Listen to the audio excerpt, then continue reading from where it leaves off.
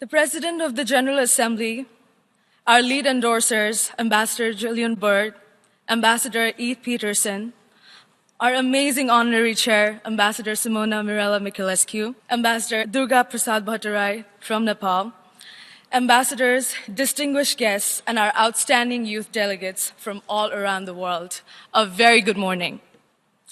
As the youth chair of the Youth Assembly at the United Nations, no words can fully express how grateful and humbled I am to be welcoming you all as we embark this beautiful journey of the Youth Assembly with the theme of realizing the 2030 Agenda, Youth in Action. I was born and raised in Nepal, a small, developing, but a beautiful country. Growing up, I never imagined that one day I'd be standing in this historic General Assembly hall. I never imagined that I would follow my passion and get the opportunities that I have today. I was fortunate enough to attend school and get quality education. My parents never discriminated between a girl and a boy, and just like my younger brother, I was given a chance to grow, a chance to nurture my potential, and to realize my dreams. But not everybody gets a chance like I did. And not everybody gets the chance like you all did. 836 million people today live in extreme poverty. 1/9 of the people in this earth do not have access to nutritious food to live a healthy life. 57 million children still remain out of school. 103 million youth worldwide lack basic literacy skills, and 60% of them are women. 65.3 million people all around the world have been forced to flee from their homes, and among them, there are nearly 21.3 million refugees, and over half of them are under the age 18.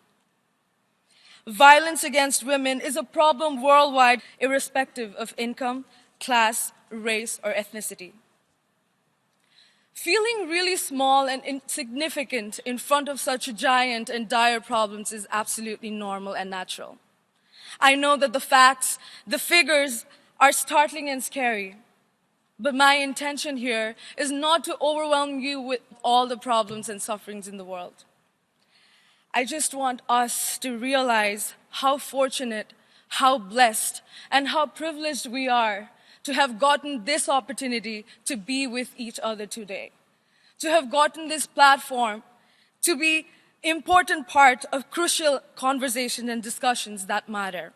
I want us to realize that we're not insignificant and small, and that our individual and collective force is indeed powerful. Our generation has grown amidst social, political, cultural, and economic disbalances. However, we've witnessed massive declines in poverty, diseases, global maternal mortality rates. We've seen substantial progress in women's and LGBTQ rights. A social media and technology revolution is unfolding right before our eyes, and we're connected in ways that we never even could have thought or imagined 10 years ago. The world is literally at our fingertips. But we've also seen unimaginable violence, terror, and persecution. We've seen the most painful and heartbreaking consequences of wars and conflicts, causing millions and millions of lives at risk. We're also facing the most dangerous effects of climate change.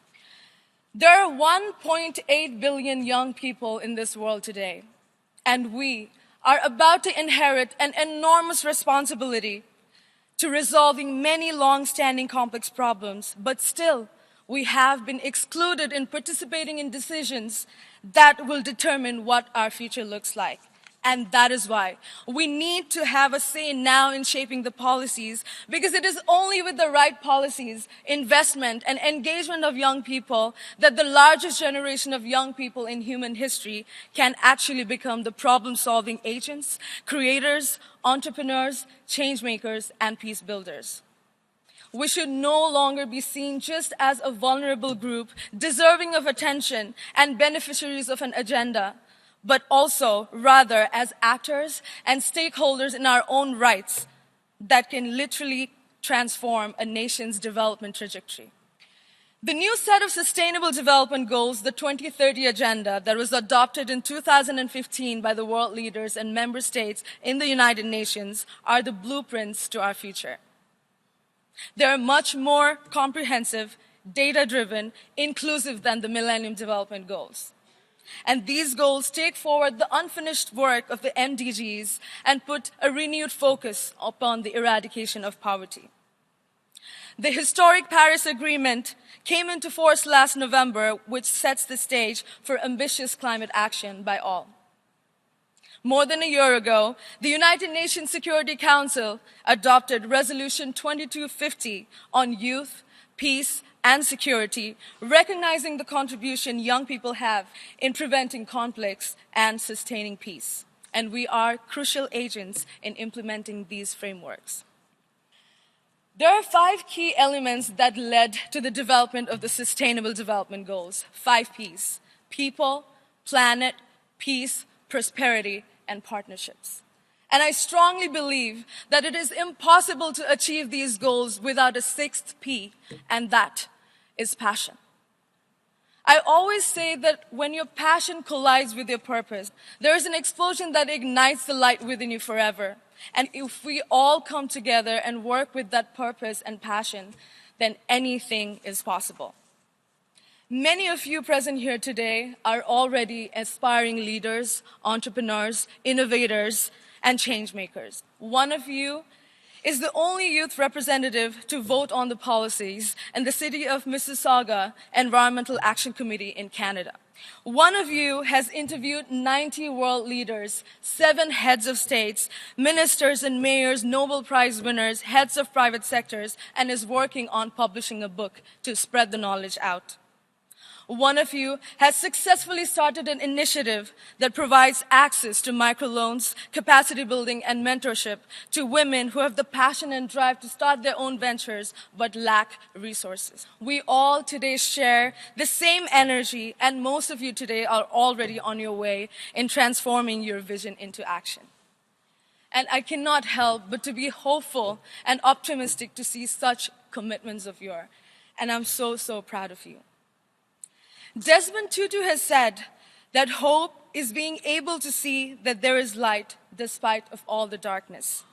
So it is absolutely important for us to be hopeful, and we have to keep the light at the end of the tunnel bright. Let us not wait for the right time to come, because the right time is now. Not everybody will do their part, but that won't matter if enough of us do.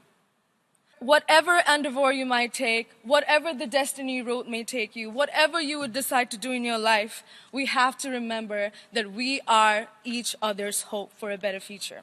And because I am the privileged one, and because you are the privileged ones, and because we got the chance, now we need to work together to create chances and opportunities for all. And we must leave no one behind. What is the one power that we all have in this particular moment that can change everything? I have it, you have it, we all have it. What is it? It is the power of choice. Little and small conscious choices that we can make a big difference. It does not require us to start big. You don't have to leave school, your profession. We just have to take little steps, little conscious decisions in our daily jobs, and still contribute immensely in making this world a better place to live in. We will face rejections, but we need to accept setbacks and move further and follow our dreams. Do it unapologetically. Don't be discouraged by criticisms. Take ownership. Take chances, take risks, but never let the fear of failure stop you. I really hope that you'll make the best out of this opportunity during the 2 days, share your valuable experiences with each other, learn and participate in our discussions, workshops, panels from our dynamic speakers, and work together with each other in the SDGs to achieve these goals in the global, local, and regional levels, making your government accountable to deliver a fair and an inclusive society. Martin Luther King has said that darkness cannot drive out darkness, only light can do that. And hate cannot drive out hate, only love can do that. A world of solidarity, a world of unity is necessary and urgent more than ever. We need to unite and not divide. And the depth of our empathy, compassion, and support for each other is what makes us stronger. Diversity is our strength. Today, we proudly represent 85 countries in this hall. I'm honored to represent my country, Nepal, where the epitome of peace, Lord Buddha, was born. And I believe that we all are in our own ways ambassadors of peace, love, compassion, and kindness to the world. And it is not only a challenge and a shared responsibility, but also a moral obligation as global citizens. I would like to leave you all with just one question that I want you to ask yourselves every day. What will be your legacy in leaving a sustainable and a prosperous world behind? Thank you.